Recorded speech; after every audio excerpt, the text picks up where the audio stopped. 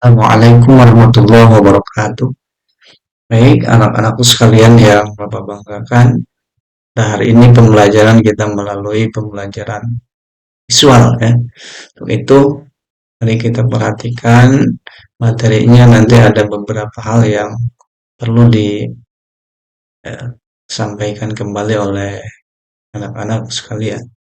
Nah, untuk pembelajaran pada hari ini kita akan mencari informasi tentang bagaimana menghindari akhlak mazmumah dan membiasakan akhlak mahmudah agar hidup kita lebih nyaman, kemudian juga lebih berkah, gitu ya. Kemudian kita cari informasi apakah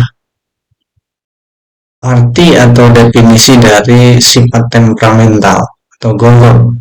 Temperamental atau sifat mudah marah ini dalam bahasa Arab berasal dari kata godob, dari kata dasar godiba, yadribu, godoban. Kemudian, menurut istilah, godob itu berarti sifat seseorang yang mudah marah karena tidak senang dengan perlakuan atau perbuatan orang lain. Kemudian, mengapa bisa terjadi seperti itu? Karena ada penyebabnya. Di antaranya, faktor penyebab kemarahan pertama faktor fisik atau jasmani dan faktor psikis atau rohani. Faktor fisik itu muncul karena kondisi fisik harus mendapat sebuah perhatian yang sungguh-sungguh agar mampu mengantisipasi dan mengelolanya sehingga dapat menghindarkan diri dari sifat godom atau marah yang sulit untuk dikendalikan. Kemudian faktor psikis, faktor intern, faktor psikis yang dapat menyebabkan sifat temperamental atau mudah marah ini sangat erat kaitannya dengan karakter dan kepribadian dari seseorang.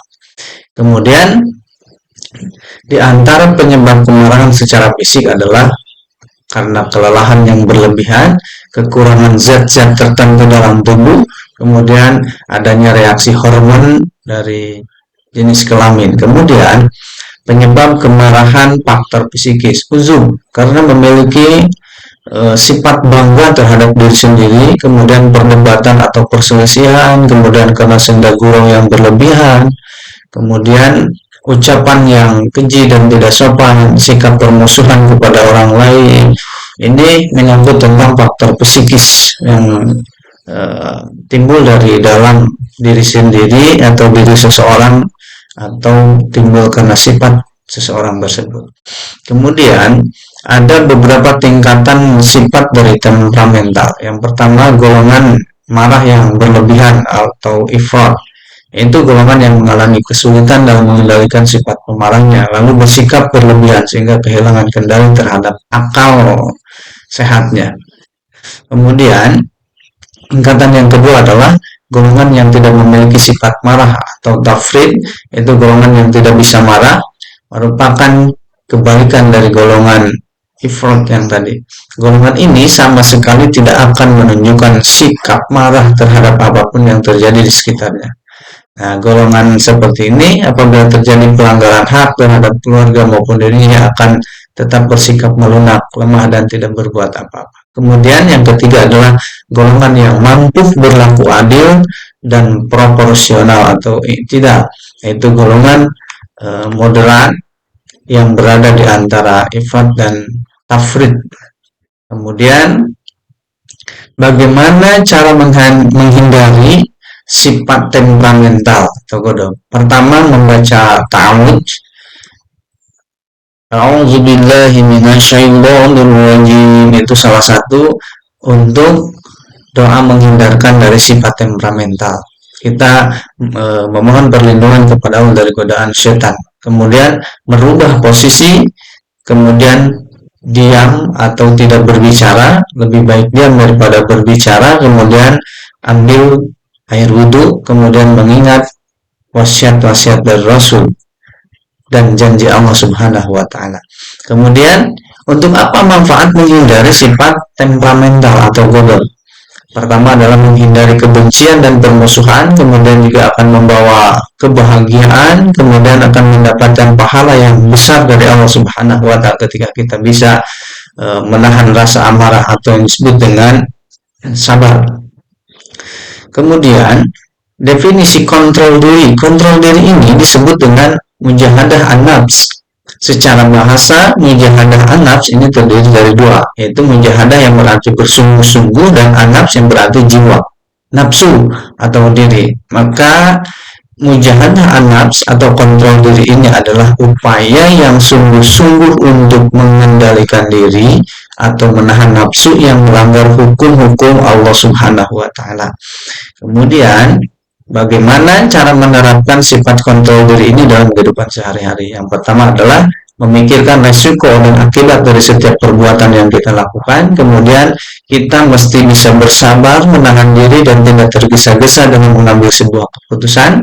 Yang kedua, memperbanyak zikir kepada Allah Subhanahu wa taala. Kemudian berikutnya adalah berdoa, senantiasa berdoa memohon perlindungan kepada Allah Subhanahu wa taala.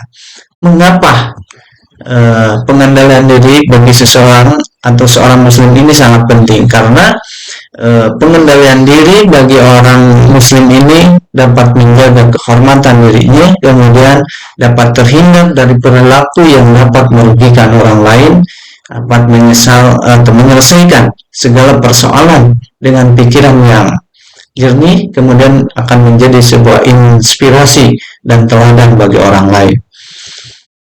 Bagaimana contoh konkret dari perilaku kontrol diri? Yang pertama, mengembangkan pola hidup yang sederhana, tidak boros, kemudian tidak berlebih-lebihan, tidak menciptakan keributan dan pertengkaran, patuh pada nasihat dan perintah orang tua, terutama yang berhubungan dengan perintah agama.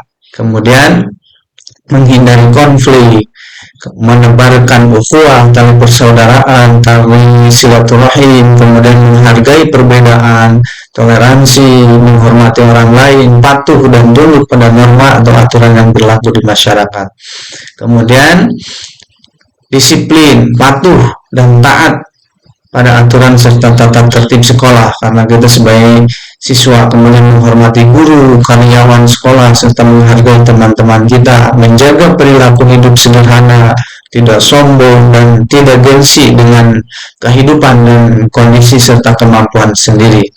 Kemudian di balik semua perbuatan itu ada hikmah dan manfaat yang dapat kita ambil, yaitu hikmah dan manfaat dari sikap kontrol diri. Kita mampu menahan emosi, kemudian akan terhindar dari sifat rakus, serakah, dan tamak, akan terhindar dari kesalahpahaman yang tidak perlu, kemudian sabar dalam menghadapi musibah dan cobaan dari Allah Subhanahu wa taala. Kemudian kita akan mampu bergaul dan bersosialisasi dengan baik di masyarakat atau di lingkungan. Baik, itu yang bisa Bapak sampaikan tentang mujahadah an-nafs ataupun perilaku kontrol diri dan juga menghindarkan diri dari temperamental atau pemarah, gitu ya.